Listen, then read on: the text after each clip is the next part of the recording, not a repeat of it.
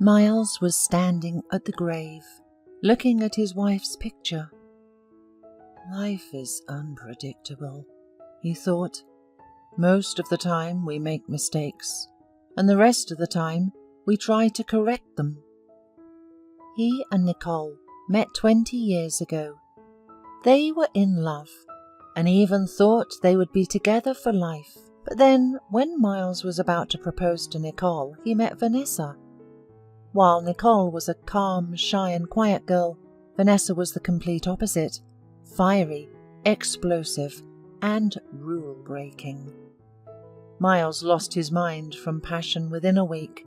Vanessa, breathing hotly on his neck, said, "I want to go to the end of the world with you, to the farthest edge, and be there with you, only with you." And he, unable to refuse her, gave up everything, and they left. At first he was tormented by a guilty conscience, but then life spun around him. However, Vanessa soon wanted to go to the other end of the world, but at this time not with him. Frankly, Vanessa seriously shook his nervous system during the 5 years they were together. Therefore, when she decided to leave him for another man, Miles was just happy. He didn't go back to his hometown, especially since no one was waiting for him there. And he was ashamed too. He thought that if he met Nicole, whom he left without saying a word, he would vanish into thin air with shame. Instead, Miles plunged into work, and by the age of 30, he had his own little business, and by 40, he was considered the richest person in the area. But he lacked one thing: happiness. Of course, he had women, but he didn't want to tie himself to any of them. He couldn't understand why until one beautiful day when he realized that he was comparing every woman to Nicole. And then he decided to go back. He did everything quickly so that he wouldn't give himself time to change his mind. When he settled in a new place, he began to look for Nicole. Miles understood that she might be a married and respectable woman, but to his enormous horror, he found her not married, but dying in a hospice. "Miles, is that you? You came back," she whispered when he entered her room. Miles, seeing a tear roll down her cheek, rushed to her and hugged her hand. "Nicole, my dear Nicole, everything will be okay. Do you hear? We will definitely cure you." Nicole smiled faintly, and Miles rushed to the doctor. "You understand there is no chance. She has a month left, maybe 2. "This cannot be. I don't believe you." "It's too late. No treatment can help anymore. The most you can do for her is to brighten her last days." Miles did everything he could. He took care of Nicole and hired the best caretakers for her. One day, while sitting next to her, he asked, "Tell me, have you got a dream? What do you want?" Nicole smiled weakly. "You know, I actually have a dream, or rather 2. I always wanted to marry you. When you left, I had already found a wonderful wedding dress and imagined myself wearing it. I even saw our wedding in my dreams. It was so beautiful." Miles closed his eyes painfully, then said, "We will have a wedding, a real one, I promise you." He stood up, was about to leave, but stopped. "And the second dream?" "I'll tell you later. I will definitely tell you." 2 days later, Nicole, who could barely stand without the support of his arm, became his wife in a wedding dress, with a beautiful hairstyle and tears in her eyes. She held on with all her might, and even managed to attend the celebratory dinner. There weren't many people. Miles hadn't made friends here yet, so the guests were mainly medical staff, those with whom Nicole had been in contact in recent times. And 3 days later, she got worse. The woman was taken urgently to the hospital. Miles didn't leave her side, transferred all his duties to his deputy. Luckily, the man was reliable. He understood that this was her end. Nicole, what about the second dream? You wanted to tell me something, he asked her, gently stroking her head. But Nicole didn't answer. A week later, she had gone forever. Miles didn't just cry. He roared like a wounded animal. He blamed himself for everything. If he had come earlier, if he had never left. Today marked exactly 40 days since Nicole left him forever. He sighed heavily, put his hand on the gravestone for a second, and walked to the cemetery exit. He didn't want to go home. It was too lonely there. Miles seriously thought about getting a cat, but immediately dismissed the idea. Who would be with him if he was constantly in his office? Coming home, Miles walked through the empty rooms and looked at the layer of dust. A woman used to come and clean twice a week, but she had quit a month ago, and he should have found a new housekeeper a long time ago. Suddenly the doorbell rang. Miles opened the door and saw a thin girl in front of him. "Hello? Excuse me, please. Your neighbours suggested that you might have a job for me." Miles looked at her with curiosity. "What kind of job are you looking for?" "Oh, it doesn't matter to me. I don't have a choice in my position. I can clean, cook, take care of the garden. I just need a job. And, if possible, with accommodation." "Well, come in. Do you have any documents?" "Yes, of course. Here are recommendations from my previous job." Miles was sifting through the papers. The girl was almost 22 years old. He looked up at her and nodded towards her small but noticeable belly. "Does the child have a father?" The girl wasn't embarrassed. "Of course, he has a father. Children are not born without a father." But he decided to wash his hands of it. "You're not from this city. Why did you come to us?" "There's a reason. I wouldn't want to talk about it now. Maybe later." Miles thought for a while, then said, "Okay, I'll take you, but with a probationary period. I never hired anyone off the street before, always through an agency, but there's a first time for everything. Let's go. I'll show you the room and where everything is." 3 days later, Miles couldn't understand how he lived without Emma. Everything at home was clean, and this was, although his house was huge. The aromas emanating from the kitchen were so enticing that he felt like he was in a good restaurant. One evening, pushing away an empty plate, Miles said with a smile, "Emma, if you're going to cook so deliciously all the time, I'll get fat soon." She laughed. "No, you only eat once a day. You have coffee in the morning and then you're gone all day."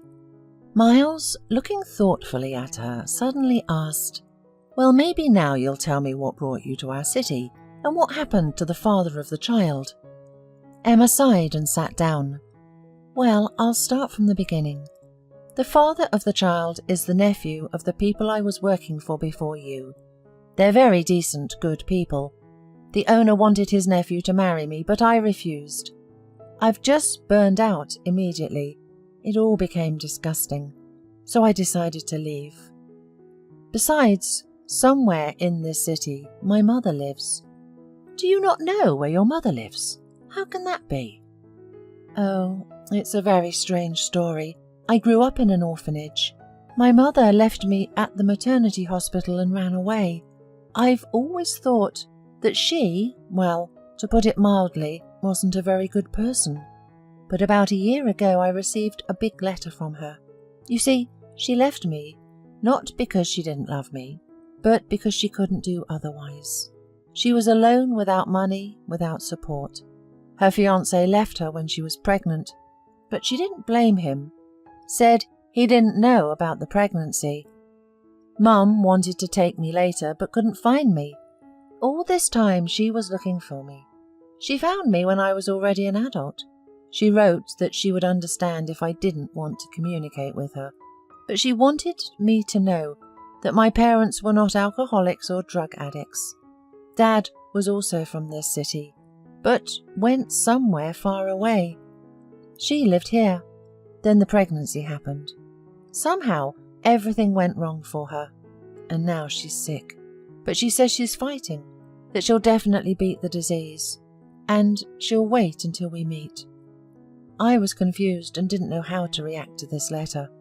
I was adopted 3 times in my life, and all 3 times I ended up back in the orphanage. The government either paid too little for me, or the foster parents had their own child. Well, it doesn't matter. I got used to the fact that no one needed me, including my mother. But she wrote so passionately. I couldn't decide on anything for a year, and now I finally decided to come here. I want to find her and talk. Miles listened and did not understand what was bothering him, and then he realized.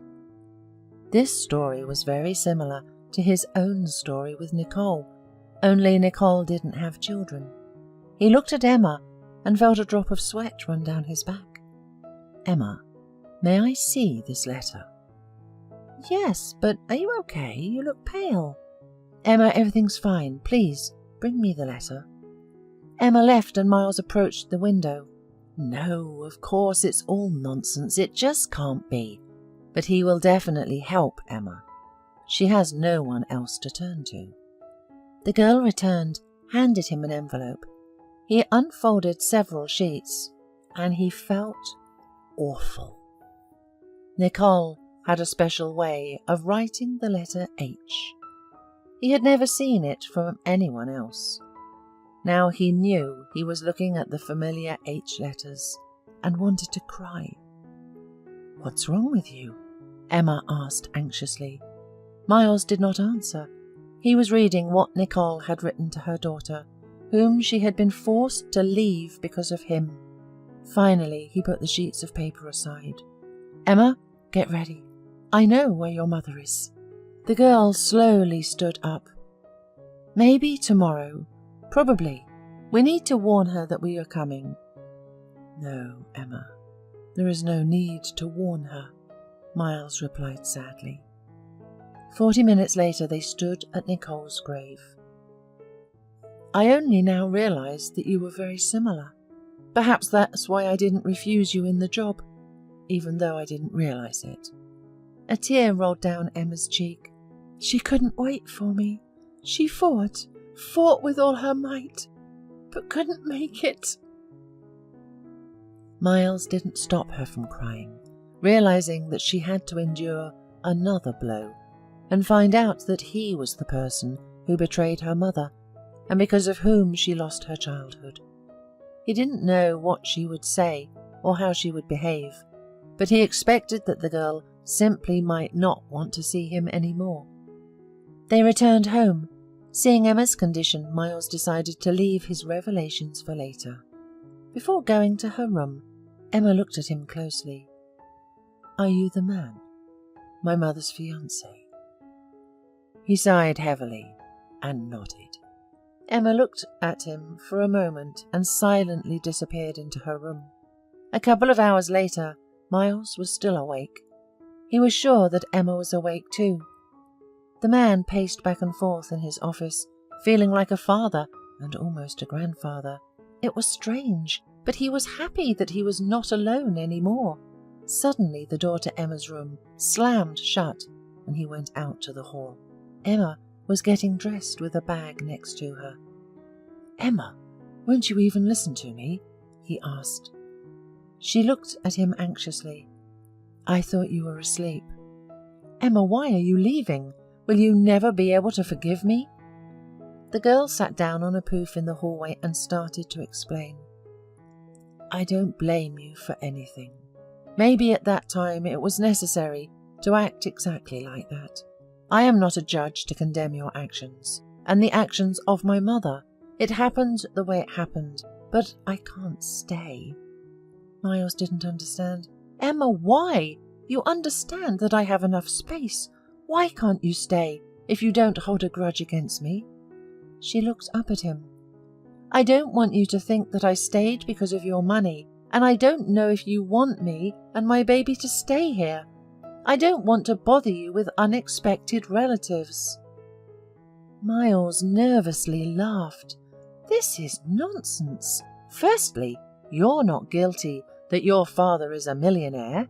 And secondly, Emma, I ask you to stay.